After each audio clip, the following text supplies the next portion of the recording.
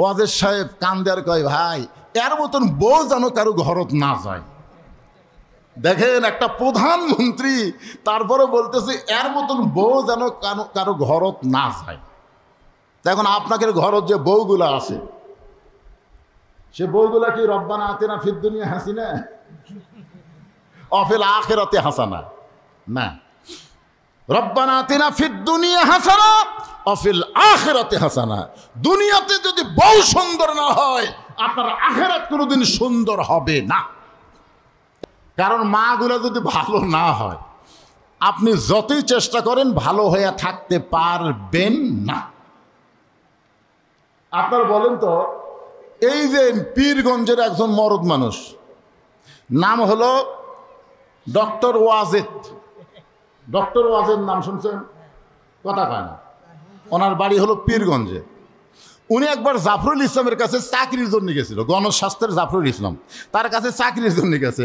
যা বলতে যে ভাই খুব কষ্টে আছি, আমাকে একটা চাকরির ব্যবস্থা করো। তখন জাফরুল ইসলাম মুসকি মুসকি হাসার বলে, তোমার বউ হচ্ছে বাংলাদেশের প্রধানমন্ত্রী, চাকরি খুঁজবার। আচ্ছা। তখন ওয়াজের সাহেব কান্দে আর কয়, ভাই এর মতন বউ যেন কারো ঘরত না যায়। দেখেন একটা প্রধানমন্ত্রী, তারপরে বলতেছে এর মতন বউ যেন কারো ঘরত না যায়। এখন আপনাকে ঘরত যে বউগুলা আছে, সে বউগুলা কি রব্বানা আতিনা ফিদ দুনিয়া হাসিনা অফিল আখিরাতে হাসানা? না, রব্বানা আতিনা ফিদ দুনিয়া হাসানা অফিল আখিরাতে হাসানা। দুনিয়াতে যদি বউ সুন্দর না হয়, আপনার আখিরাত কোনোদিন সুন্দর হবে না। এই বউয়ের পেট থেকে যে বাচ্চাগুলো আসবে, এই বাচ্চাগুলো সুন্দর হওয়ার পিছনে, ভালো হওয়ার পিছনে কিন্তু বউ। জোরে কোনো কথা ঠিক কিনা? বাপ কি করবেন আপনি? বাবাই আনন্দে মাতিয়া সাগরে ভাসাইয়া সেই যে চইলা যায় খবর লয় না।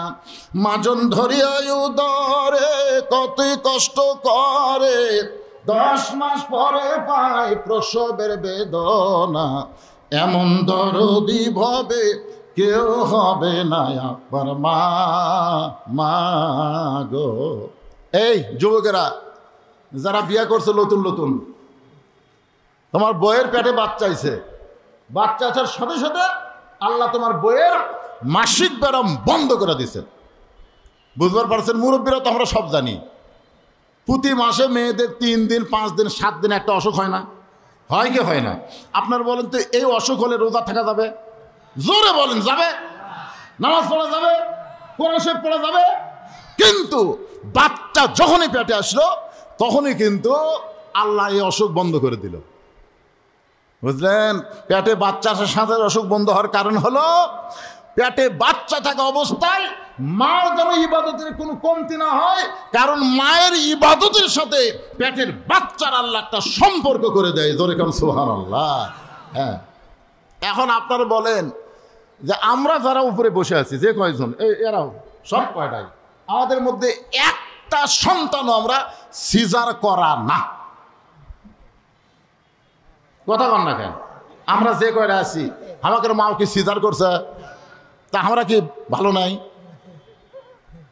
আমি যুবকদের বলতেছি, তোমাদের বইয়ের পেটে যদি বাচ্চা আসে, সিজার শব্দ মুখত আনার সাথে সাথে তুমি 3 বার নাউযুবিল্লাহ পড়বা, আর 4 বার সুবহানাল্লাহ পড়ার কপালে একটা চুমা খাবা। চুমা খেয়ে বলবা সিজার করা চলবে না, সিজার করা চলবে না। আল্লাহ পেটে বাচ্চা দিছে, নর্মালি বাচ্চা হবে। আমি নর্মালি হয়েছি, তুমিও নর্মালি হয়েছো, তোমার বাপ নর্মালে, তোমার মাও নর্মালে, আমার মা নর্মালে, আমার বাপ নর্মালে, আমরা সব ভাই নর্মালে, সব বোন নর্মালে হয়েছি। সিজার করে একটা কথা যদি আপনার বউকে বুঝাবার পরে কোনো মতে নর্মালি যদি আপনার বাচ্চা হয়, দেখবেন ওই বাচ্চার উপরে তেমন ওয়াজ করা লাগবে না। এই জন্মসূত্রে ভালো হয়ে জন্ম নিবি। জোরে কোন কথা ঠিক কিনা? হ্যাঁ, আমার কাছে হুজুর দোয়া দেন তো। কিসের দোয়া? তাই খালি কান্দে। দোয়া পড়ে দিলাম, কান্না থামে না। তাই না হুজুর, দোয়াতে হবে না, পানি পড়া দেন। আয়াতুল কুরসি পড়ে, সূরা ফাতিহা পড়ে পানি পড়া দিলাম, আরো কান্দে। আচ্ছা, বলতে যে হুজুর এলা দোয়া দরুদ আর কান্না থামবি না। আমি বললাম, মা তুমি সত্যি করে বলো তো, দোয়া দরুদ যখন তোমার বাচ্চার উপর খাটতেছিল, তোমার বাচ্চা কি নর্মালি না সিজার? তখন হুজুর সিজার করা হবি না। সিজার করা বাচ্চা দোয়া দরুদ দিয়ে কান্না থামান যাবি না। আপনার বলেন তো কেন যাবে না? কারণ ওই জন্মের আগেই জন্ম নিয়েছে। ওর জন্ম হতো 2 দিন পরে নর্মালে, কিন্তু টেকা খাওয়ার জন্য ডাক্তার বলছে পানি শুকে গেছে, বেকা হয়ে আছে, কাটা ছাড়া বুদ্ধি নেই। সারা ডাক্তার আর টেকা কামের জন্য এই কাম করছে। জোরে করার কথা ঠিক কিনা? ওই কিন্তু 2 দিন পরে নর্মালি জন্ম নিত, কিন্তু ওই যে টেকা খাওয়ার জন্য পেট কাটা দেখে ঘুমই ছাড়েনি। ঘুম ছাড়বে কেন? 2 দিন পরে তো ঘুম ছাড়বে। তখন পেটের মধ্যে বাড়ি করে পাও ধরে একটা ঘুরান দেয়। একটা ঘুমন্ত বাচ্চাকে পাও ধরে ঘুমান দিলে ওর ঝাঁকি মাথাত লাগে, ওই ঝাঁকিতে এই করে কান্দে, ওই যে কান্না শুরু করছে। এখন মোবাইল ছাড়া ওর কান্না থামান যায় না, মোবাইল ছাড়া ওই ভাত খায় না। জোরে কথা কর না কেন? তাহলে আমি মা বোনদের জন্য আমার 1 নম্বর ওয়াজ হলো, পর্দার ওয়াজে পরে আসতেছি। 1 নম্বর ওয়াজ হলো, পেটে বাচ্চা আসলে মা খবরদার সিজার শব্দ উচ্চারণ করবে না। নরমালে বাচ্চা হবে, জন্মের সাথে সাথে বাচ্চা অনেক রোগ মুক্ত হয়ে জন্ম নেবে। জনগণ কথা ঠিক কথা বলে। আমার মায়েদের জন্য 1 নম্বর আলোচনা, আল্লাহ নবীর মেয়ে ফাতেমার কাছে নবী বলতেছেন, ফাতেমা তোমার কি কখনো মনে হয় তোমার বাবা বিশ্ব নবী বলে আল্লাহ তোমাকে জান্নাত দিবে? তোমার বাবা বিশ্ব নবী বলে আল্লাহ তোমাকে জান্নাত দিবে, এই কথা কি কখনো তোমার মনে হয়?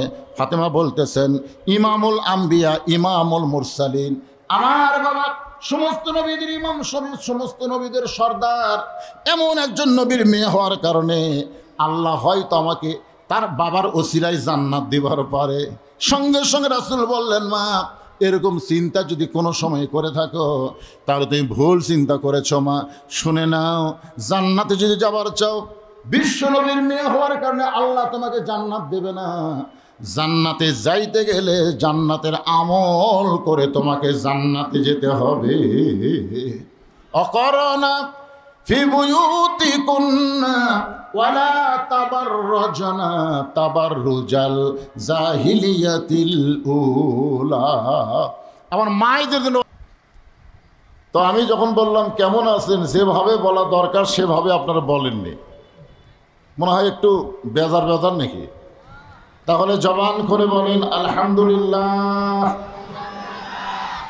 শারীরিক সুস্থতা এবং মানসিক প্রশান্তি যে আল্লাহ আমাদেরকে দান করেছেন।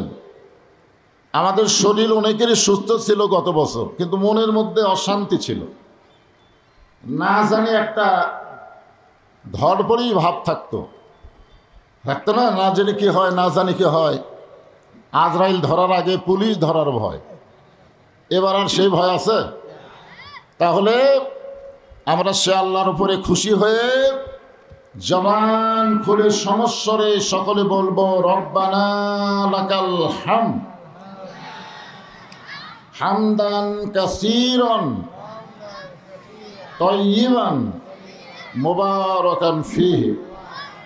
আমরা প্রশংসা করলাম কার? কেন করলাম? এমনি এমনি?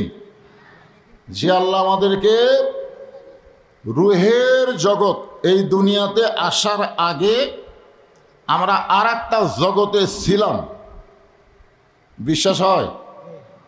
কিন্তু খেয়াল মনে আছে? মনে নাই, তারপরে বিশ্বাস হয়। আমরা যে মায়ের পেটে ছিলাম, এটা কি আমাদের মনে হয়? মনে হয়? মনে হয় না। মায়ের পেটে ছিলাম এ কথা আমাদের মনে আছে, কিন্তু বিশ্বাস আছে। রুহের জগতে আমরা ছিলাম, এটা আমাদের বিশ্বাস করতে হবে। কারণ সর্বসাকুল্যের জগৎ হলো 3টা, রুহের জগৎ, দুনিয়ার জগৎ আর আখিরাতের পরকালের জগৎ। আমরা খালি বলি ইহকাল পরকাল, ইহকাল পরকাল। ইহকাল পরকাল ছাড়াও যে আর একটা কাল ছিল, সেটার নাম কি? আলমে আরওয়াহ, রুহের জগৎ। আপনারা বলেন তো, রুহের জগতে আল্লাহ আমাদের উপরে খুশি ছিল না বেজার ছিল? কেমনে বুঝলেন? রুহের জগতে আল্লাহ আমাদের উপরে খুশি থাকার কারণে দুনিয়ার জগতে মুসলমানের ঘরে আমাদের কবুল করেছেন। যেরকম ঠিক কি না? কারণ এই দুনিয়াতে মানুষ পাঠানোর দায়িত্ব কার? আল্লাহ যদি আমাদেরকে হিন্দুর ঘরে পাঠাতো, মনে করেন, একটু চিন্তা করে দেখেন তো, যদি আল্লাহ আমাদেরকে ইহুদি খ্রিস্টানদের ঘরে পাঠাতো, আমাদের করার কিছু ছিল? কারণ যার ধর্ম তার কাছে 1 নম্বর। হিন্দুকে বলেন তোর ধর্মকে 1 নম্বর, খ্রিস্টানে 1 নম্বর, ইহুদি 1 নম্বর।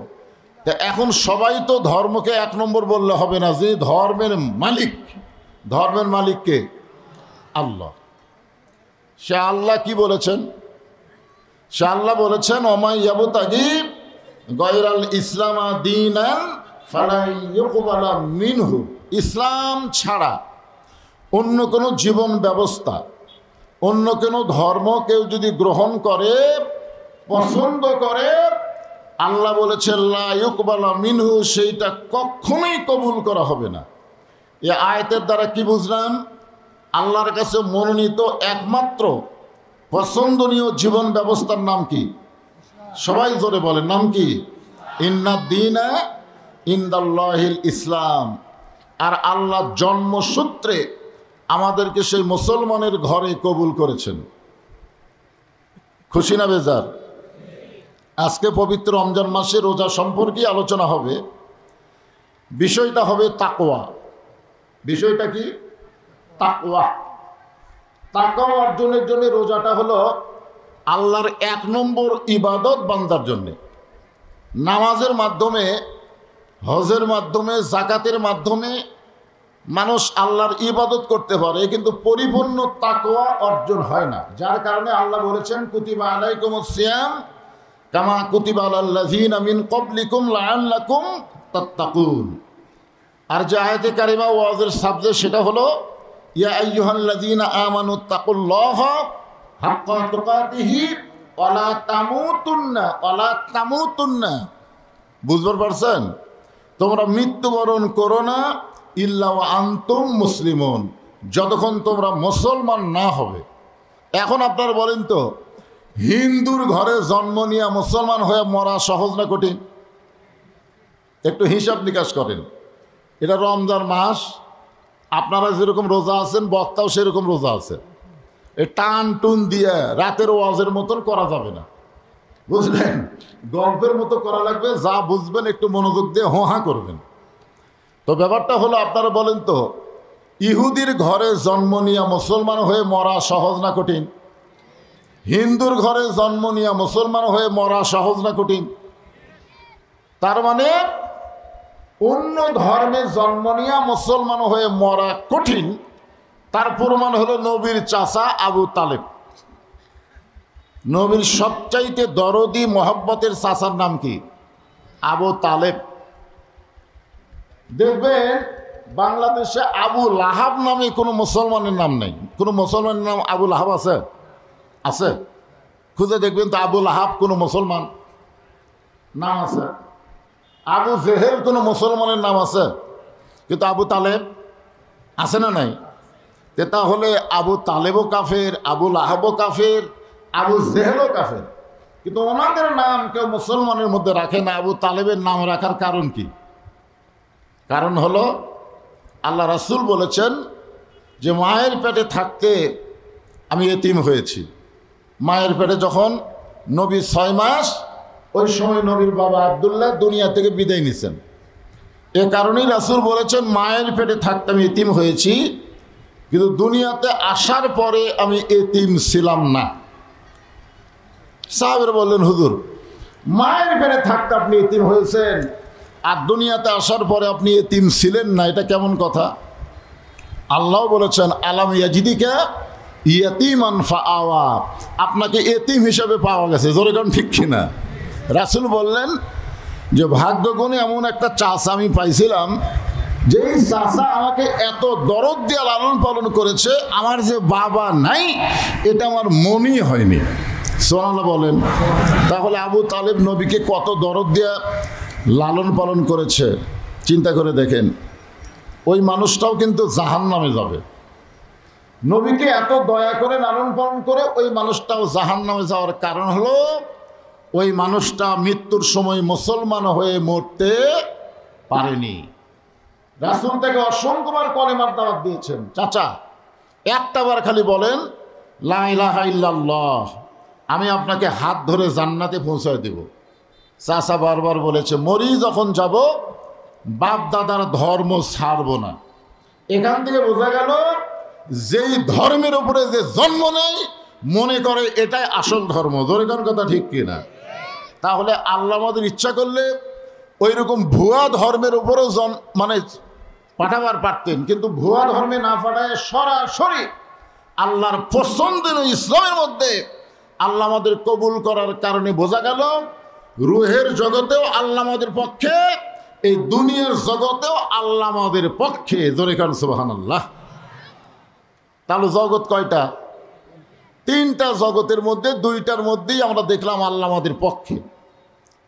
আর একটা জগৎ আমাদের সামনে আছে, সেই জগৎকে লক্ষ্য রেখে আল্লাহ বলেছেন ওই জগতে যাওয়ার আগে মুসলমান না হয়ে তোমরা যাইও না। মানে মুসলমান না হয়ে মরিও না। তার মানে কি? মুসলমান হয়ে মরলে ওই জগতে কোনো সমস্যা আছে? যদি কোনো সমস্যা আছে? কোনো সমস্যা নেই। তো আল্লাহ বললেন মুসলমান না হয়ে, হ্যাঁ, জায়গা সংকট। আমরা নামাজের যখন কাতার সোজা করলাম তখন কি বললো ইমাম সাহেব? ফাঁক ফাঁক ফাঁক ফাঁক রেখে কাতার করছেন আপনারা। কারণ তিনটা জায়গায় আমার ওয়াজের মধ্যে আছে, দেখবেন তিনটা জায়গায় ফাঁক রাখা ঠিক না। একটা হলো নামাজের কাতার যখন করবেন মাঝে ফাঁক রাখলে ফাঁকের মধ্যে শয়তান ঢোকে। কে ঢোকে? এখন হয়তো বলবেন হুজুর শয়তানকে তো আল্লাহ বন্দি করছে। মানে কোনো কথা বলে তো পাশ কাটানোর বুদ্ধি নেই। এখন বক্তার চাইতে শ্রোতারাই ভালো জানে, ঠিক কিনা বলেন? তো বলবে হুজুর শয়তান তো এখন জাহান্নামে বন্দি আছে। শয়তান বন্দি আছে, কিন্তু শয়তানি আপনার বলেন শয়তানি কি বন্দি আছে? আপনার একটা সাইকেল চালানোর সময় পেডেল মারেন না? মারেন কি মারেন না? তো পেডেল কি সবসময় মারেন? যখন পেডেল বন্ধ করে দেন তখন কি সাইকেল যায়? যায় না? এই যে আগে পেডেল মারছেন, মারা সাইকেলের মধ্যে একটা গতি তৈরি হয়েছে। এক সময় আপনি পেডেল বন্ধ করলেও সাইকেল কিন্তু অনেক দূর যায়। কেন যায়? এই যে আগে পেডেল মেরে থোছেন, ওই পেডেল মারার কারণে এই পেডেল বন্ধ করলেও সাইকেল যেমন অনেক দূর পর্যন্ত যায়। 11 মাস শয়তানি করার পরে 1 মাস যদি পেডেল বন্ধ থন তো শয়তানি বন্ধ হবে? এই জন্য শয়তানি না আসলেও শয়তানি বন্ধ হয়নি। এই কারণে আমি আপনাদের বলবো যে আপনাদের মাঝে মাঝে যদি ফাঁকা থাকে অন্য ভাইদেরকে বসতে দেওয়ার জন্যে আল্লাহর হস্তে একটু জমে বসেন। ভাই রোদের দিন তো দেখতেছেন না, রোদের মধ্যে বসতে দিলে আর বসবে না। ছায়ের মধ্যে একটু বসতে চাই। আপনার তো একটু ইচ্ছা করলে একটু চেপে বসলে অন্য ভাইরা বসতে পারে। বাংলাদেশ ইচ্ছা করলে সব পারে, পারে না? কি বলেন? 20 কোটি মানুষের বাংলাদেশ সামান্য একটা ছোট দেশ। পৃথিবীর কোনো রাষ্ট্রে এত ঘন বসতি নাই যেটা আমাদের বাংলাদেশে। এরপরেও 12 লক্ষ 13 লক্ষ রোহিঙ্গা মুসলমানকে জায়গা কিন্তু বাংলাদেশে দিছে। কি জন্যে? যে আমরা জায়গা দেওয়াও আমাদের মুসলমান ভাইদের কষ্টের মধ্যে না ফেলায় জায়গা দিছে রোহিঙ্গা মুসলমানকে। তো রোহিঙ্গা মুসলমানকে জায়গা দেওয়ার অভ্যাস যদি আমাদের থাকে, যারা ডানে আছে এরা কি রোহিঙ্গা?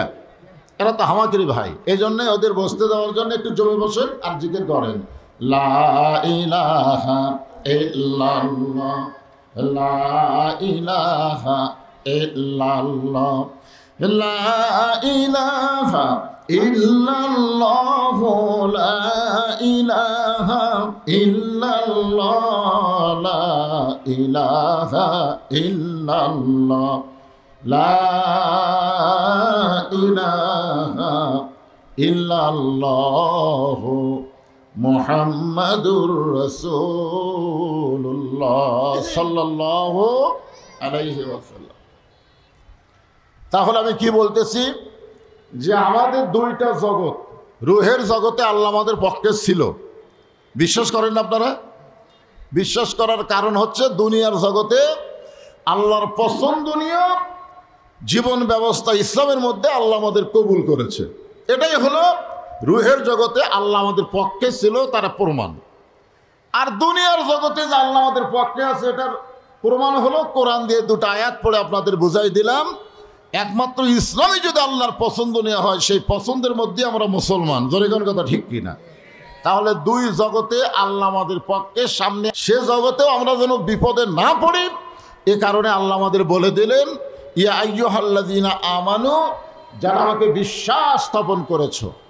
এখন আমরা যারা এখানে বসে আছি, আল্লাহর উপর আমাদের পূর্ণ বিশ্বাস আছে না নাই? পূর্ণ বিশ্বাস রাখা খালি মুখে মুখে বললে হবে না তো। পূর্ণ বিশ্বাস খালি মুখে বললে হবে? আল্লাহ রাসূল বলেছেন, ইকরার বিল লিসান, তাসদিক বিল জানান, আমল বিল আরকান। মুখে বলতে হবে লা ইলাহা ইল্লাল্লাহ, মুখে বলেন লা ইলাহা ইল্লাল্লাহ, মুখে বললাম তো সবাই। এরপরে তাসদিক বিল জানান, এই বিশ্বাসটা কলিজার মধ্যে এমনভাবে রাখতে হবে, প্রয়োজন হলে জীবন যাবে কিন্তু ঈমান যাবে না। জোরে কোন ঠিক কিনা? প্রয়োজন হলে জীবন যাবে কিন্তু ঈমান। আপনারা বলেন তো, মুসলমানের কাছে জীবনের গুরুত্ব বেশি না ঈমানের গুরুত্ব বেশি? অনেক মুসলমান কিন্তু খুব কষ্ট করে জীবনের উপরে পাথর দিয়ে এই পবিত্র রমজান মাসে রোজা করতেছে। জোরে কোন কথা ঠিক কিনা?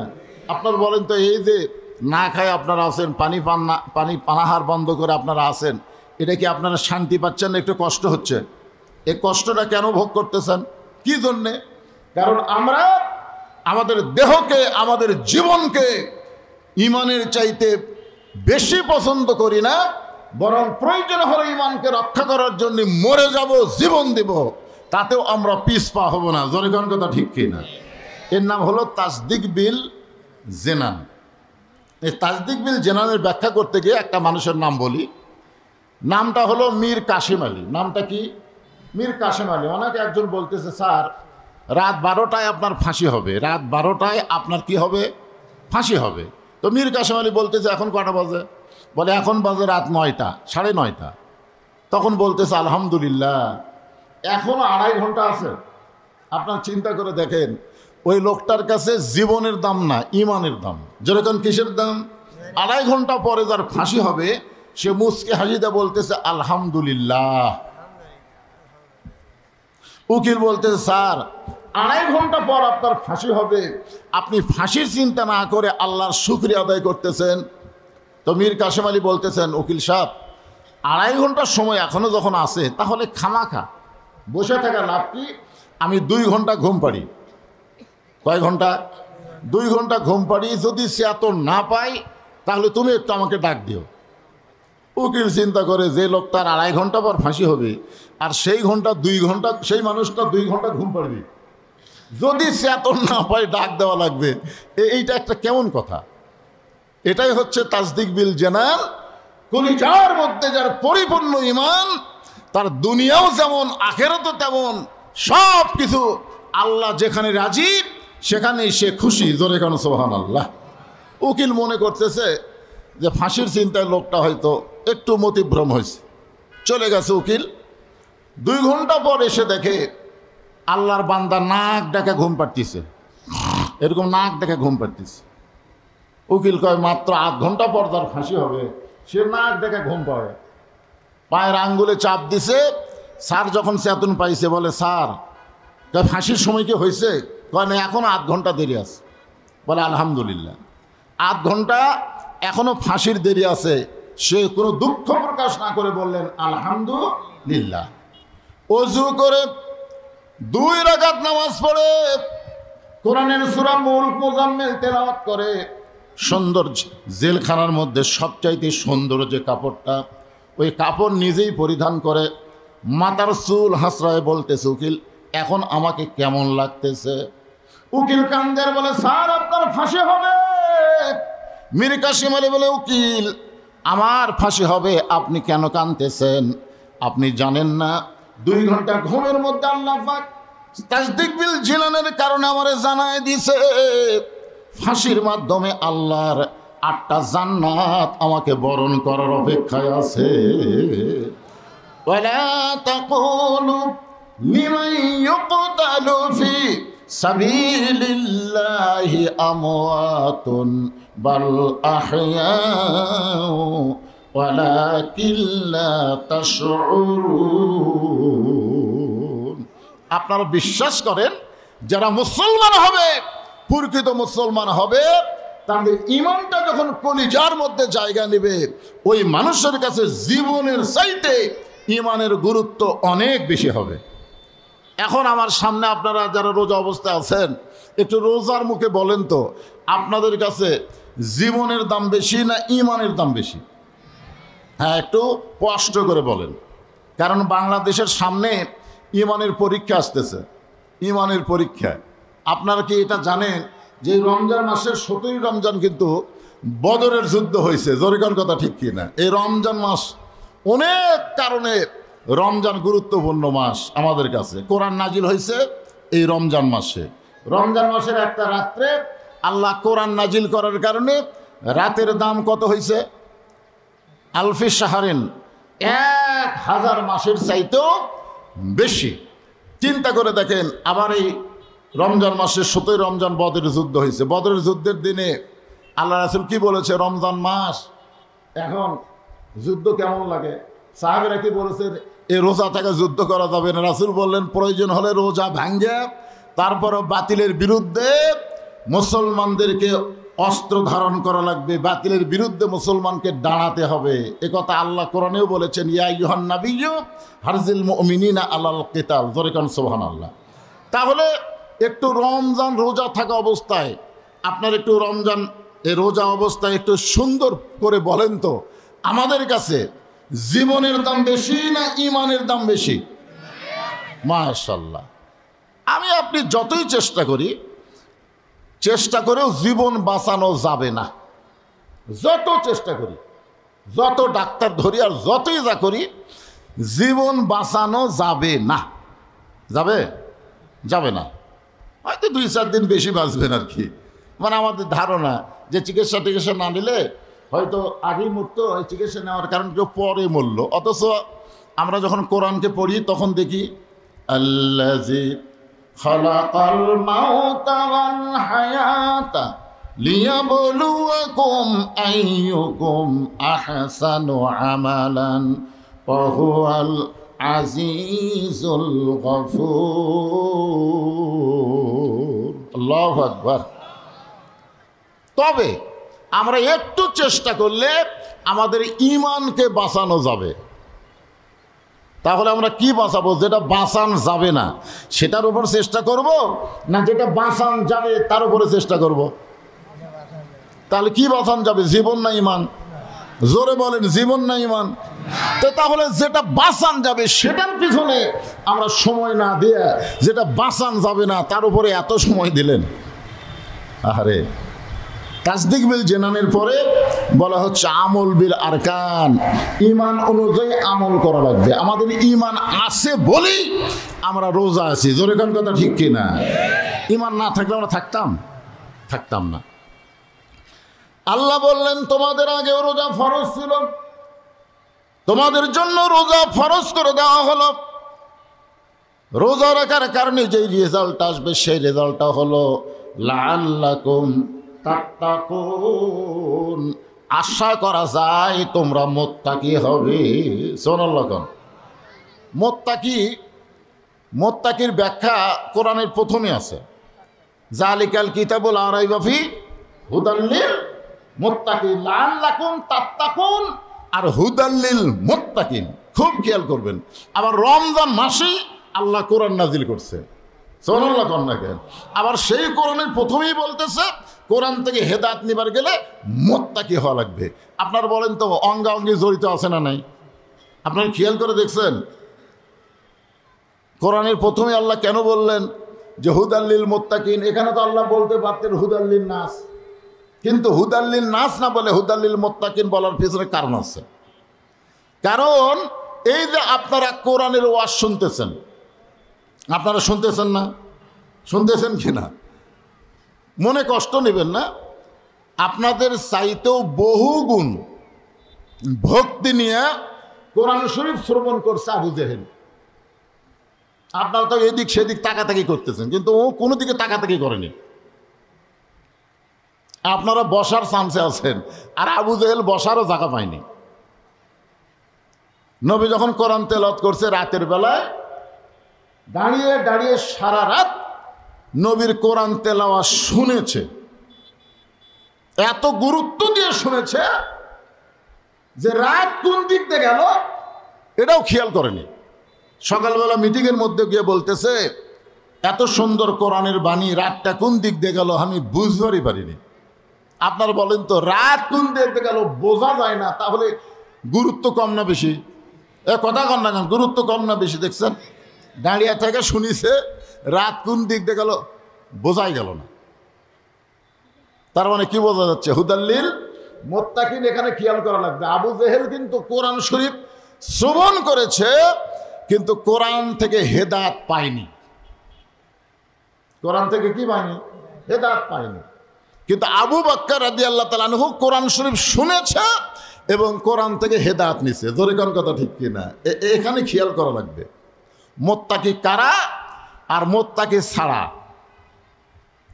মিটিংয়ের মধ্যে যখন আবু জেহেল, খুব খেয়াল করবেন, মিটিংয়ের মধ্যে যখন আবু জেহেল বলতেছেন এত সুন্দর কোরআনের বাণী, রাতটা কোন দিক দিয়ে গেল বুঝবারই পারিনি, তখন আবু সুফিয়ান বলেন, নেতা, যে কোরআন শুনতে রাত কোন দিক দিয়ে যায় বোঝা যায় না, সেই কোরআন গ্রহণ করলে অসুবিধা কি?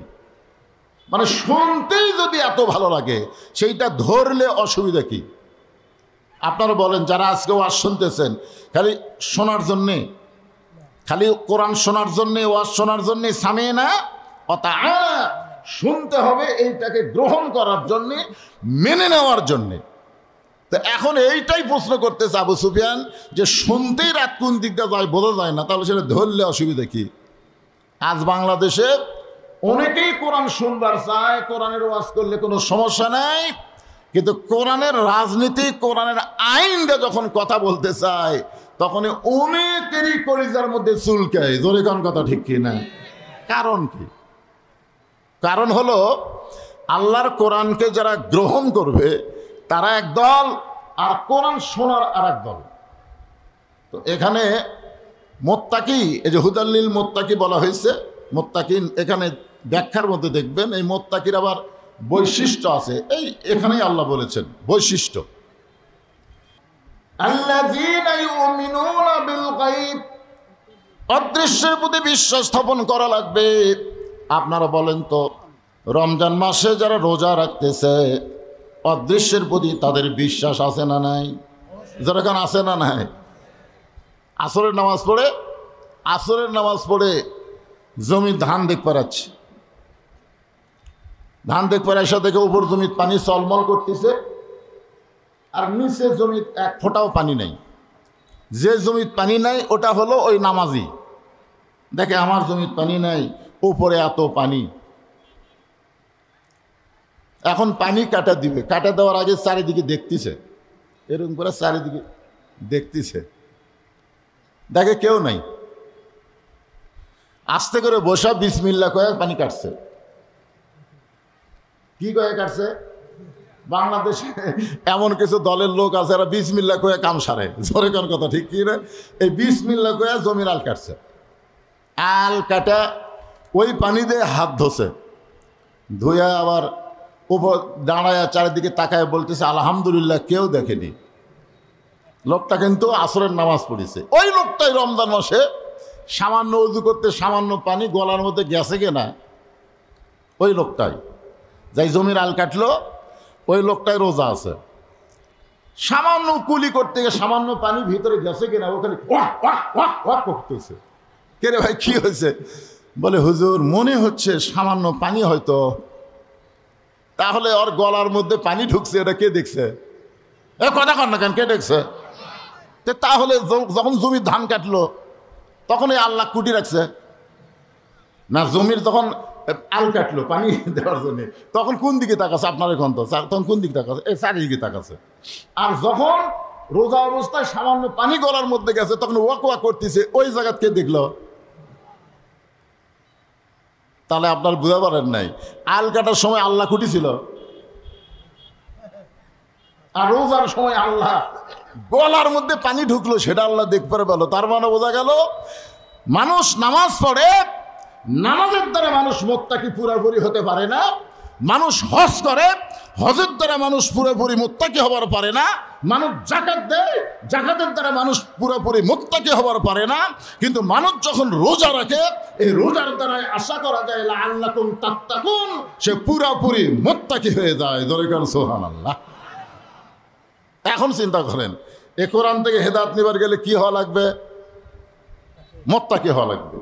তো রমজান মাসে আমরা যারা এখানে বসে আজকে আলোচনা শুনতেছি, আমরা সবাই কি এ ব্যাপারে ওয়াদা করতে পারি যে আল্লাহর কোরআন থেকে হেদায়েত নিতে গেলে কোরআনকে শুধু শুনলে হবে না, বাস্তবে আল্লাহর কোরআনকে গ্রহণ করা লাগবে। আমরা আল্লাহর কোরআন শুধু শুনবো না, কারা কারা আল্লাহর কোরআনকে গ্রহণ করব? দুই হাত তুলে একটা আল্লাহকে দেখান তো দেখি। লিল্লাহু আকবার। হাত নামান। আল্লাহ তুমি সব দেখলা, রোজা অবস্থায় হাত তুলে তোমারে দেখাই দিল। শুধুমাত্র কোরআন তারা শুনবে না আবু জেহেলের মতন, বরং আবু বকরের মতন কোরআন শুনবে এবং কোরআনকে গ্রহণ করে নেবে। মাশাআল্লাহ। কোরআন থেকে হেদায়েত নিতে গেলে মুত্তাকি হওয়া লাগবে। আর আল্লাহ বলতেছেন, আত্তাকুল্লাহ হাক্কা তুকাতিহি ওয়া লা তামুতুন্না ইল্লা ওয়া আনতুম মুসলিমুন। তোমরা ভয় করো আল্লাহর। জোরে বলেন কার? বিশ্বাস করা লাগবে, কেউ না দেখলেও আল্লাহ দেখতেছে। আমাদের দেশে বিশ্বাস নাই।